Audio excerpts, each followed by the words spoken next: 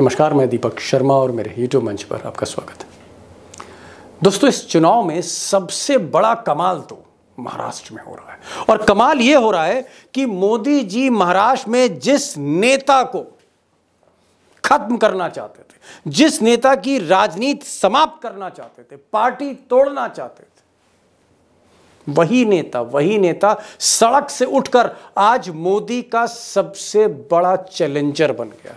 जी हां, सबसे बड़ा चैलेंजर, इतना बड़ा चैलेंजर कि मोदी को आज की तारीख में अगर सबसे ज्यादा परेशानी किसी नेता से हिंदुस्तान में, तो ममता बनर्जी से नहीं है, वो स्टालिन से नहीं है, वो केजरीवाल से नहीं है, शरद पवार से नहीं है, अखिलेश यादव से नहीं है, तेजस्वी से नहीं है।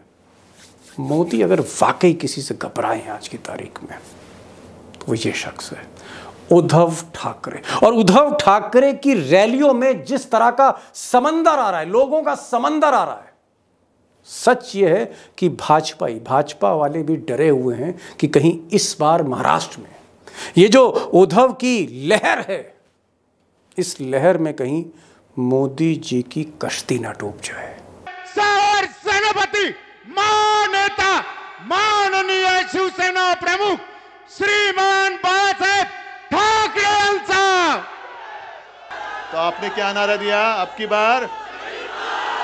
भाजपा तड़ीपार। अब दोस्तों, उद्धव ठाकरे इस बार मोदी जी का विजय रथ किस तरह रोकेंगे और उसके पीछे असली वजह क्या है, वो तो मैं इस वीडियो में आपको बताऊंगा। लेकिन पहले ये जान लेते हैं कि महाराष्ट्र इतना इम्पोर्टेंट क्यों है, उत्तर प्रदेश के बाद महाराष्ट्र इतना इम्पोर्टेंट क्यों है। और दरअसल इसका जवाब यह है कि महाराष्ट्र में सबसे ज़्यादा सीटें हैं, 48 सीटें हैं उत्तर प्रदेश के बाद। यूपी में 80 और महाराष्ट्र में 48, यानी यूपी और महाराष्ट्र में जिसने खेला किया उसके सर पर प्रधानमंत्री का ताज आना ही आना है। पिछली 2 बार से मोदी जी ने यही खेल किया है। 2014 में 48 में से 41 सीटें मोदी जी ले गए थे और उसके बाद 2019 में वही विक्ट्री फिगर को उन्होंने रिपीट किया है, फिर 48 में से 41 सीट ले गए। अब सच्चाई ये है कि 2014 में और 19 में मोदी जी के साथ उद्धव ठाकरे थे और आज उद्धव ठाकरे मोदी जी से न सिर्फ दूर हैं, उनके सबसे बड़े चैलेंजर हैं। तलवारें खींच रखी और ये तलवार कहीं ना कहीं मोदी का रथ रोक सकती है, इसीलिए महाराष्ट्र इंपॉर्टेंट है। अब दोस्तों, अगर इस चुनाव में 2024 के फाइनल में महाराष्ट्र की ताज़ा स्थिति देखें, लेटेस्ट अपडेट देखें, तो महाराष्ट्र में इस बार 5 फेजेस में चुनाव होने थे। 4 फेज में चुनाव खत्म हो चुके हैं। आप कह सकते हैं तकरीबन 35 सीटों पर, 35 सीट्स, 48 में से 35 सीटों पर चुनाव खत्म हो गया, लॉक हो गया है। 13 सीटें बची हैं और ये 13 सीटें उद्धव ठाकरे के गढ़ में, यहाँ मुंबई के चारों तरफ। और आप कह सकते हैं कि इन 13 सीटों में मोदी जी की हालत बहुत पतली है।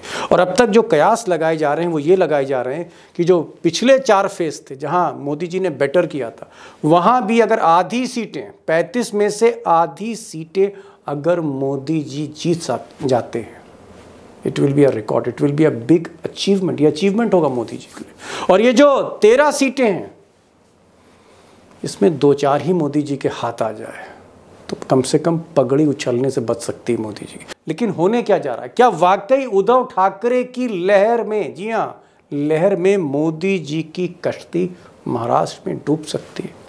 अब सोचिए आप कि जो सबसे बड़ा राज्य है उत्तर प्रदेश के बाद, अगर वहीं कश्ती डगमगा रही है, नाव डगमगा रही है, तो फिर ये जो विजय रथ है मोदी जी का इस बार, वो इंद्रप्रस्थ दिल्ली कैसे पहुंचेगा? It's a big question of 2024। अब दोस्तों, सच्चाई ये भी है कि अगर हम पूरे हिंदुस्तान का मानचित्र देखें तो मोदी जी को हर तरफ से, हर दिशा से दिक्कतें आ रही हैं। मिसाल के तौर पर अगर आप बंगाल जाते हैं तो बंगाल में पिछली बार 18 सीट ले गए थे, इस बार 18 मिलेंगी नहीं मिलेंगी कोई गारंटी नहीं है। बिहार में तो जैसे नीतीश कुमार पर्दे के पीछे कोई दूसरा ही खेल खेल रहे हैं, मोदी जी की जगह वो पर्दे के पीछे लालू तेजस्वी के साथ हैं। और यहाँ पर 40 में से 39 सीट मोदी जी इस बार लेंगे, कुछ कह नहीं सकता। उत्तर प्रदेश में अचानक हर चरण के बाद, हर फेज के बाद हालत बिगड़ती चली गई। आप कह सकते हैं धीरे धीरे सांस उखड़ रही हो, जैसे बीजेपी की रथ के पहिए धीरे चल रहे हो। जो भी है, उत्तर प्रदेश में भी नुकसान हो सकता है। इसके अलावा राजस्थान एक नया स्टेट है और हरियाणा ये भी एक नया स्टेट है। ये दो नए स्टेट जहां पर 100% स्ट्राइक रेट थी मोदी जी की। पिछली बार हरियाणा में 10 में 10 ले गए, राजस्थान में 25 में 25 ले गए। यहाँ भी नुकसान हो रहा है, यहाँ भी नुकसान हो रहा है। कर्नाटक में भी नुकसान है जहाँ कांग्रेस की सरकार है। लेकिन महाराष्ट्र, जी हाँ, 48 सीटों वाला नुकसान, यहाँ सबसे ज़्यादा नुकसान हो रहा है, ऐसा लोग कहते हैं, जानकार कहते हैं।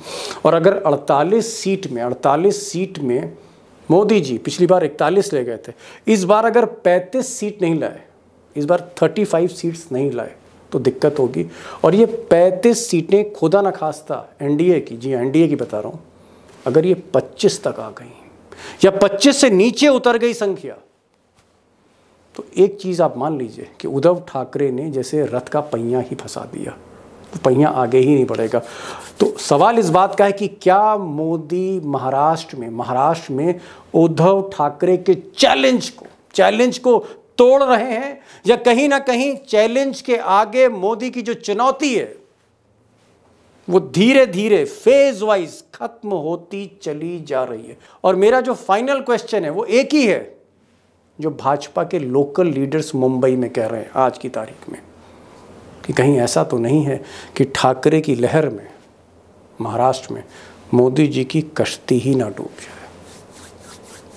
तो आज का ये जो वीडियो है बहुत इंपॉर्टेंट होने वाला है, क्योंकि असली डू और डाई बैटल, मोदी और शाह का करो या मरो का जो असली युद्ध है वो मुंबई की धरती में लड़ा जा रहा है। और आज मुंबई की धरती के 2 रिपोर्टर, जी हमारे साथ होंगे सुधीर सूर्यवंशी, बहुत ही एक्सपीरियंस रिपोर्टर हैं, 25-30 साल का एक्सपीरियंस है, वो मुंबई से सीधे लाइव होंगे। और मुंबई पे बारीक नज़र रखने वाले अशोक वानखेड़े टाइगर जो दिल्ली में है, वो भी लाइव होंगे। और हम पूरी तरह से इस सवाल को डिकोड करने जा रहे हैं कि क्या ठाकरे सबसे बड़ा झटका मोदी को देने जा रहे हैं इस बार।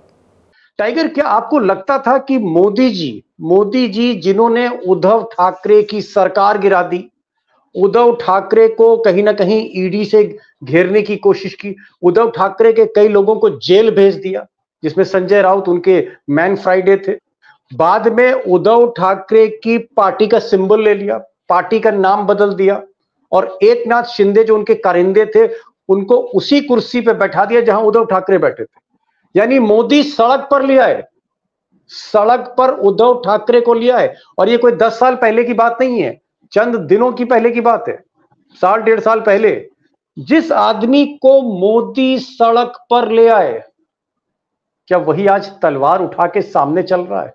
और क्या तलवार के आगे मोदी का रथ रुक गया है? देखिए दीपक भाई, ये उद्धव ठाकरे नहीं है। ये जो हमला हुआ ये बाला साहब ठाकरे पे है। महाराष्ट्र के राजनीति में मराठी अस्मिता को जगाने वाले उस अंगार को है। और बाला साहब ठाकरे भी फिनोमिना अपने आप में नहीं थे। उनके पिता प्रबोधनकार ठाकरे, वो उनसे भी बड़ा नाम था। तो ये परंपरा है ठाकरे परिवार की, और उस परंपरा पे आपने हमला बोल दिया। आपने अपने पैरों पे कुल्हाड़ी मार दी, क्योंकि संघ का कार्यालय नागपुर में, लेकिन जनसंघ कभी पनपा नहीं, भाजपा कभी पनपी नहीं। सुधीर भाई, मैं गलत हूं तो बता सकते जी। ये बाला साहेब ठाकरे की उंगली पकड़कर राजनीति में महाराष्ट्र में एंट्री की, इस लायक बने कि वहां शिवसेना की सरकार में भाजपा पार्टनर बने। इस स्थिति में बाला साहब ठाकरे ने लाया। बाला साहब ठाकरे ने कभी सपने भी नहीं सोचा होगा कि भाजपा अपने आप को इतना हावी कर देगी महाराष्ट्र की राजनीति में कि वो मेरे राजनीतिक दल को समाप्त करेगी। जी, परंपरा तो आप ये क्या कह रहे हैं? टाइगर नहीं, एक मिनट मुझे बोलने दीजिए। ये आप क्या कह रहे हैं? आप कह रहे हैं कि ठाकरे पर जिस तरह से हमला किया मोदी ने, वो हमला गलत था।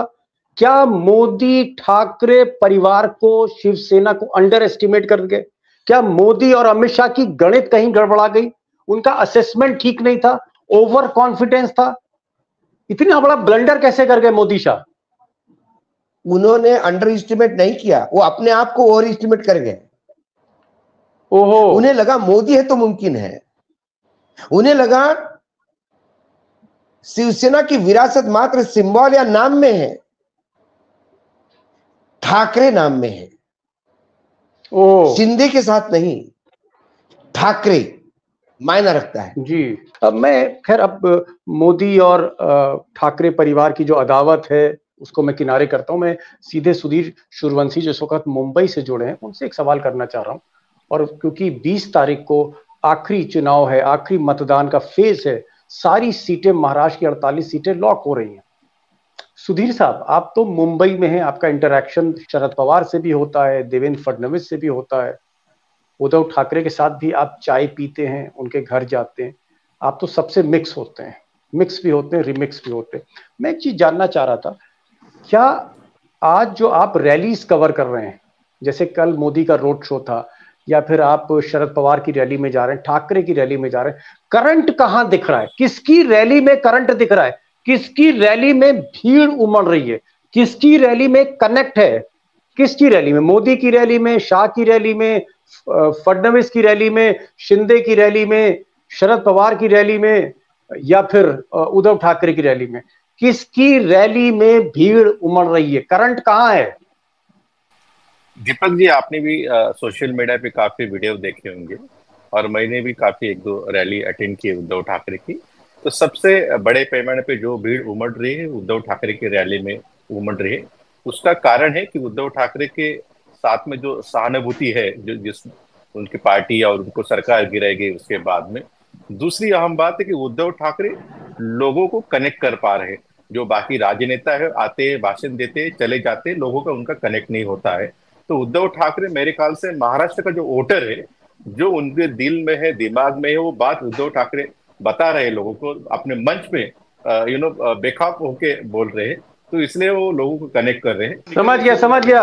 आप ये कह रहे हैं कि अगर उद्धव ठाकरे पत्रकार होते तो टाइगर को चैलेंज दे रहे होते, आज की तारीख में टाइगर के टक्कर के होते आप। मैं समझ गया कि काफी उनकी कैची ओरेटरी है, उनके भाषण में एक आकर्षण है। और वो, मैं तो मराठी नहीं जानता, लेकिन अगर मराठी जो लोग जानते हैं उसमें कहीं ना कहीं अटल बिहारी वाजपेयी का कटाक्ष और पंच और उस तरह का लय उसमें दिखता है। खैर, भाषण अपनी जगह पे। टाइगर, क्या मैं मानूं कि अगर ममता बनर्जी बंगाल में है और तेजस्वी बिहार में है, अखिलेश यादव जो है वो उत्तर प्रदेश में है, और उद्धव ठाकरे अगर मान लिया जाए बंबई में है, तो आज की तारीख में तलवार लेके आगे कौन दौड़ रहा है? आपको क्या लगता है, किसमें 440 वोल्ट का करंट है? और मोदी के लिए सबसे बड़ा खतरा कौन है विपक्ष में आज की तारीख?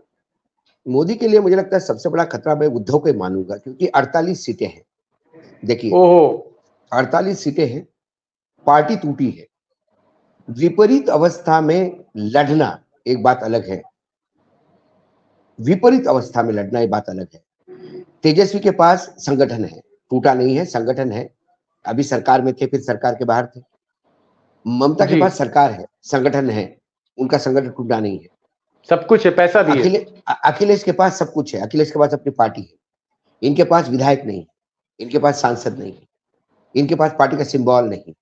इसने विपरीत अवस्था में भी यदि 48 में से 40 सीटें ब्लॉक करने की औकात रखते हैं, तो फिर उसे क्या कहेंगे आप? उसे सर्वश्रेष्ठ योद्धा मानता हूं मैं। और बाकी नेताओं पे कितनी पता नहीं है पीड़ा है। यहां तो बेटे को तक मर्डर केस में इन्वॉल्व करने की बात हो रही, पत्नी को ईडी की नोटिस मिलती है, सारे रिलेटिव्स को ईडी की नोटिस पे है। 24 घंटे चौपर चेक होता है, 24 घंटे बरकरार है कि कहां से पैसा आता है। मुंबई म्युनिसिपल कॉर्पोरेशन जो लाइफ लाइन थी, वहां कई 1-1.5-2 साल हो गए, चुनाव नहीं है, कॉर्पोरेशन सरकार चला रही है। सब स्रोत घोट दिए गए हैं, सब दूर से है। इसके बावजूद यदि वो शख्स खड़ा है सिर्फ, तो अपने कार्यकर्ताओं और मतदाताओं के भरोसे। आज कार्यकर्ता बस से लाना नहीं पड़ता। उद्धव के लिए लोग आज टूट पड़ते हैं। और सही कहा सुधीर भाई ने, महाराष्ट्र में जितने वक्ता है, एक जमाने में शरद पवार भी वक्ता थे, लेकिन अब शरद पवार को तो व्याधि है, इसलिए वो ज्यादा बोल नहीं सकते, उम्र भी हो गई है। लेकिन इनडायरेक्ट कनेक्ट करता है और ऑन हेड ऑन लेता है, डरता नहीं है, एक डरता नहीं, हेड ऑन लेता है सीधा मोदी जी को, सीधा अमित शाह को, कोई लिहाज नहीं है। ये मोदी जी को बोलना पड़ा कि मेरे बड़ा स्नेह है, मैं वहिनी को फोन कर करके पूछता था तबीयत कैसी है। क्या कहूं, केजरीवाल से भी ज्यादा एग्रेसिव हैं उद्धव ठाकरे। यकीनन यकीनन केजरीवाल से ज्यादा एग्रेसिव है।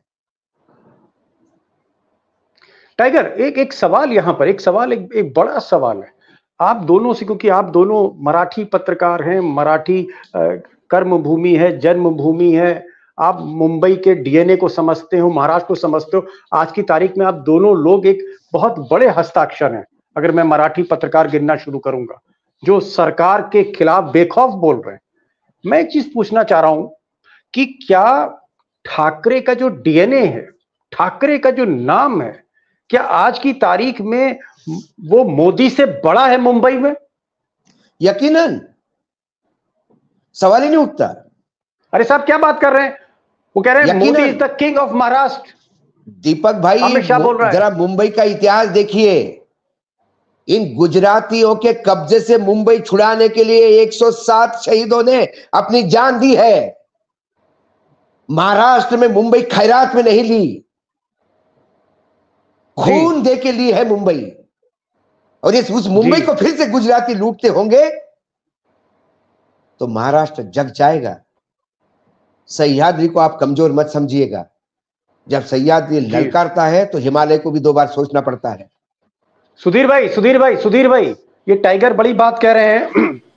क्या आज की तारीख में मुंबई में मोदी से बड़ा नाम ठाकरे है? अब बिल्कुल यकीनन ठाकरे बड़ा नाम ना होता तो मेरे ख्याल से कोई प्राइम मिनिस्टर रोड शो नहीं करता।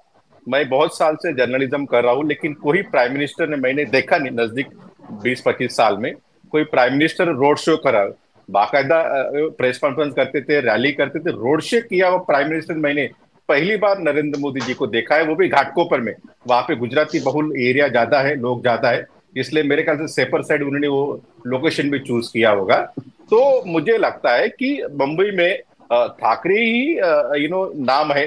जर्नलिज्म में शिवसेना बीट रहता है, लेकिन ठाकरे ही बीट रहता है।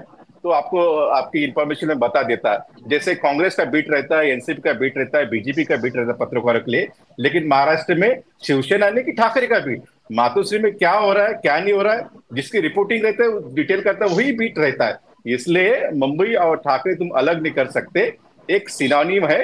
एक इसलिए महाराष्ट्र का कोई भी आदमी, वो विदर्भा हो, मराठवाड़ा हो, वेस्टर्न महाराष्ट्र हो, वो खानदेश हो, जब मुंबई में आता है तो उसका ऑटोमेटिक कनेक्शन ठाकरे से जुड़ जाता है। वो मराठी आदमी की वजह से जुड़ जाता है। उसको लगता है कि ठाकरे है तो हम है, ठाकरे नहीं है तो हम नहीं है। इसलिए मेरे ख्याल से ठाकरे से आप बंबई से अलग कर नहीं सकते। एक काफी एक इमोशनल जो कनेक्ट कहते हैं, वो इमोशनल कनेक्ट मराठी आदमी और ठाकरे में वही कनेक्ट। आप बाकी दूसरी okay got the point, got the point. अगर आप ये कह रहे हैं कि मुंबई की जो लाइफ लाइन एक तरफ जैसे लोकल ट्रेन है, इसी तरह से अगर मुंबई का कॉर्पोरेट जगत देखें या उसका क्रिकेट का फ्रेटर्निटी देखें या फिर बॉलीवुड देखें या फिर वहां के धन्ना सेठ देखें, उन सब में कनेक्ट ठाकरे का है। ठाकरे एक तरह से मुंबई का पर्याय। एक चीज यहां पर टाइगर पूछना चाहूंगा, क्योंकि बात ठाकरे कर हो रही है, क्या आपको लगता है कि Modi ji ED, CBI, income tax, सारी ताकत, सारी दौलत, सारा पैसा, सारी मीडिया, सारी ताकत भी अगर झोंक दें तो क्या ठाकरे की लकीर मिटाई नहीं जा सकती? सवाल नहीं उठता। खूब कर दिया आपने जितने नाम दिए, क्या छोड़ा? ईडी, सीबीआई, पैसा क्या नहीं किया? ये 50 खोके खा गए बोके क्या है? सूरत, गुवाहाटी, पहाड़, पेड़, होटल, गोवा, ये क्या था? ये कौन से टूरिज्म को लेके गए थे जी? कितना पैसा खर्चा किया? और उसके बाद क्या हुआ जी? देखिए दीपक भाई, दिल्ली से औरंगजेब आया था और मराठों का छत्रपति संभाजी महाराज का विश्वासघात करके उनको कैद करके उनकी हत्या की थी जी। उन्हें लगा कि हमने हत्या कर दी संभाजी महाराज की, मराठा कब्जे में आ गया। औरंगजेब 28 साल तक लड़ता रहा, महाराष्ट्र की भूमि पे दफन हो गया, लेकिन मराठा साम्राज्य हाथ में नहीं आया। ऐसा ही एक मुगल फिर महाराष्ट्र में आया, फिर उसने मराठी अस्मिता पे हाथ डाला। मैं शिवसेना को कोई क्लीन चिट नहीं देता, भ्रष्टाचार वो भी करते होंगे, राजनीति में कौन है बगैर भ्रष्टाचार का। लेकिन एक क्षेत्रीय दल को जिसके भरोसे आप उस राज्य में राजनीति कर रहे हैं, उसको आपने तोड़ा, आपने उसका सिंबल लिया, आपने उनके लोग तोड़े, आपने उनके विधायक तोड़े, आपने उनके सांसद तोड़े। लेकिन जो औरंगजेब की स्थिति हुई वही बीजेपी की होगी। क्या टाइगर आपको लगता है कि मोदी को कहीं ना कहीं अब ये एहसास हो रहा है, ये इल्म हो रहा है कि गलती हो गई, गलती हो गई, हमेशा गलती कर गए? अरे बहुत बड़ा एहसास हो गया उनको, तभी तो उन्होंने वहिनी को मैं फोन करके पूछता था, भाभी को मराठी में वहिनी कहते हैं, तो उन्होंने कहा ना एक टीवी इंटरव्यू में, मैं वहिनी को रोज फोन करके पूछता था कि उद्धव जी की तबीयत कैसी है, और आज भी उद्धव जी पे संकट आया तो मैं साथ में जाके खड़ा हो जाऊंगा। जी। ये क्या है, ये क्या है? इसका मतलब क्या है टाइगर, मतलब तो बताइए। इसका मतलब यही है कि उद्धव जी आप ऐसा मत मानिए कि हम आपके दुश्मन, मतलब हमसे गलती हो गई है। हाँ ठीक है, हो गया।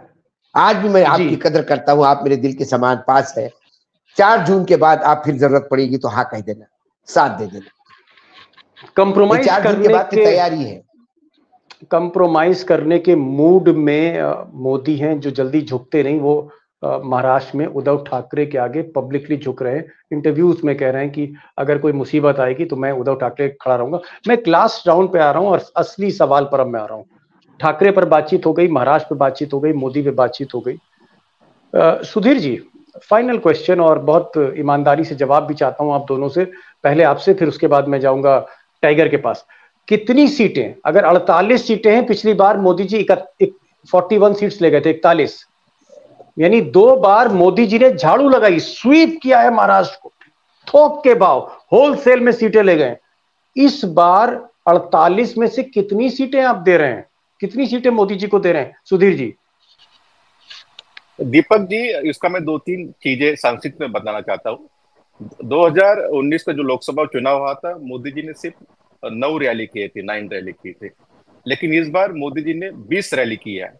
तो इसका मतलब आप समझ सकते हैं कि भारतीय जनता पार्टी कितने संकट में महाराष्ट्र में है, संकट में है। तो मुझे लगता है, मैं जिस पत्रकारों से, बाकी एक्टिविस्ट लोगों से, बाकी जमीन से मैं घुमा हूं, जो देखा हूं, मुझे लगता है महाराष्ट्र में ऑल 48 सीट्स फंस गई है बीजेपी की। तो ऐसी कौन सी सीट नहीं है? भारतीय जनता पार्टी, पीयूष गोयल भी वो अपने ऐसे खुल के बोल नहीं सकते कि ये सीट में 2 लाख वोट से जीत रहा हो, 3 लाख वोट से जीत रहा हो। भारतीय जनता पार्टी कोई भी लीडर, कितना ही बड़ा हो, कितना ही छोटा हो, वो कह ही नहीं सकता महाराष्ट्र में कि हमारी इतनी सीटें आ रही है। नहीं, लेकिन चलिए फिर भी आप, मैं समझ गया कांटे की टक्कर है, लेकिन 48 में से आप कितनी सीट कहेंगे एनडीए को? यानी मोदी जी के खाते में 30 सीट जा रही हैं, 35 सीट जा रही हैं, 40 सीट जा रही हैं, पिछली बार से 1 कम, 10 कम, 5 कम, 25 सीट जा रही। कितनी सीट? 20 सीट। एक रफ फिगर, हम लोग कोई सट्टा नहीं खेल रहे, एक रफ फिगर अपने दोस्तों के लिए। नहीं, देखो, मैं भी सेफोलॉजिस्ट नहीं हूँ और मैं भी सट्टा नहीं, एक अंदाजा, मटका नहीं खेलता हूँ, लेकिन जिस तरीके से महाराष्ट्र का जो मूड है वो एंटी एस्टेब्लिशमेंट मूड है। सुधीर भाई, ये मटका बताना पड़ेगा आपको लोगों को। मटका नहीं खेलता हूँ, लोगों को लगेगा मटका मतलब ये क्या है। सट्टा एक तरह का। सुधीर भाई ने मटका जो बोला वो रतन खत्री का जुआ था, जिसको मटका बोलते थे। एक मटके से चिट्ठियां निकली जाती थी। जी सुधीर भाई, प्लीज बताइए, नंबर पे आइए। मुझे क्या लगता है कि जैसे मैंने कहा, बीजेपी बुरी तरह महाराष्ट्र में फंसी है। जैसे पहले आपको भी कहा था कि कम से कम 50-50 सीट महाराष्ट्र में हो सकती है एनडीए और महाविकास आघाड़ी की। लेकिन ये सीट जैसे जैसे देखो, जो सीट मैं जिस रीजन से आता हूँ, खानदेश रीजन, वहां पे 4 सीटें, नंदुरबार, धुलिया, जलगांव और रावेर। मुझे लगता था बीजेपी वहां पे वाकोर है, वहां पे कोई नहीं है। नंदुरबार में लोग बोलते डमी कैंडिडेट, लेकिन वो सीट आज बोल रहे लोग कांग्रेस जीत गई है। तो इसका मतलब ये है कि जो सीट बीजेपी श्योर सीट थी वो भी सीट कांग्रेस हो, एनसीपी हो। तो चलिए बता दीजिए कितना, आधा आधा कर ले, 24 मोदी जी को दे दें, 24 ठाकरे और पवार साहब को दे दें कांग्रेस को। वो मिनिमम बोल रहा हूँ, वो थ्रेशोल्ड है। उसके हाँ। आगे जैसे शरद पवार जी ने कहा, वो 30 और 35 सीट तक भी जा सकती है महाराष्ट्र में, वैसा माहौल है, बिल्कुल है। लेकिन जो 4 तारीख को मेरे ख्याल से वो सब चीजें क्लियर होगी। चलिए वो वानखेड़े जी, टाइगर साहब, सुधीर जी आप कह रहे हैं कि साहब थोड़ा सा डिप्लोमेटिक जवाब दिया। उन्होंने कहा कि भाई शरद पवार कह रहे हैं कि उनकी 30 सीट यानी मोदी जी 10 पर रुक जाएंगे, लेकिन वो पहले कह रहे थे कि 50-50 हो रहा है। पवार के क्लेम को डिनाई नहीं किया उन्होंने। खानदेश में देखिए, मैं खानदेश में आप बता दीजिए सीधे। देखिए खानदेश को देखे ही मैं आशान्वित था कि ये 9 सीटें ले लेंगे, पूरा महाविकास मतलब पूरी एनडीए 9 सीट तक पहुंचेगी। मुझे खानदेश पे थोड़ा सा विश्वास था कि क्योंकि आज भी खानदेश में रूट्स है। लेकिन खानदेश की जो आप कहानी बता रहे हो, खासकर उस सीट की जहां डबी कैंडिडेट मैं भी मानता था जी, तो फिर आप देख लीजिए, विदर्भ में 1 सीट है, मराठवाड़ा में 1 भी नहीं, कोंकण में 1 भी नहीं, पश्चिम महाराष्ट्र में 2 है, खानदेश में मैं फिर 2 दे रहा हूं, और मुंबई में यदि 2 मैं देता हूं, मुंबई कल्याण और सब बेल्ट में, तो इनकी 5 से 7 सीट से जगह आती नहीं है। मैं उसको जनरल से 9 सीट देता हूं, थोड़ा बहुत इधर उधर भी कर दे तो ये सिंगल डिजिट पे, मैं दीपक भाई पहले दिन से अड़ा हूं, ये सिंगल डिजिट पे सीट आएगी। चलिए बिग चैलेंज टाइगर कह रहे हैं कि मोदी जी बहुत ही खराब जी। पहले मैं एक ब्यूरोक्रेटिक सर्कल में एक जोक घूम रहा है कि 2019 में जैसा हो तो उल्टा ना हो जाए महाराष्ट्र में, 41 की जगह 14 ना मिल जाए। चलिए जो भी है, बुरी खबर है मोदी और शाकले महाराष्ट्र में, क्योंकि कहीं ना कहीं जिस तरह से उद्धव ठाकरे, जिसको आप कह सकते हैं सड़क पर मोदी जी ले आए थे, पार्टी छीनी, सरकार तोड़ दी, आप कह सकते हैं सिंबल छीन लिया, पूरी तरह से सारे फाइनेंशियल सोर्सेज बंद किए उद्धव ठाकरे के परिवार, उनके रिश्तेदार, उनके खिलाफ ईडी और सीबीआई छोड़ दी। लेकिन कहीं ना कहीं ये आदमी सड़क से फिर खड़ा हो गया है, और सबसे बड़ा challenger, the biggest challenger to Mister Modi is Uddhav Thackeray. और देखना होगा, जैसा टाइगर और सुधीर जी कह रहे हैं, कि बीजेपी के लिए बहुत मुश्किल होगा, एक बहुत बड़ी चुनौती है कि किस तरह से वो 2019 की परफॉर्मेंस को दोहरा पाए। कोई चांसेस नहीं है। 48 में से अगर 24 सीट भी ले आते हैं तो बड़ी बात होगी, यानी 50% सीट मिल जाए, that's a record for mister Modi. ये स्थिति है। टाइगर आप आए और सुधीर साहब आप आए, बेबाकी से बातचीत हुई, अपनी दोस्तों की तरफ से बहुत बहुत शुक्रिया। Thank you so much for joining this programme. धन्यवाद।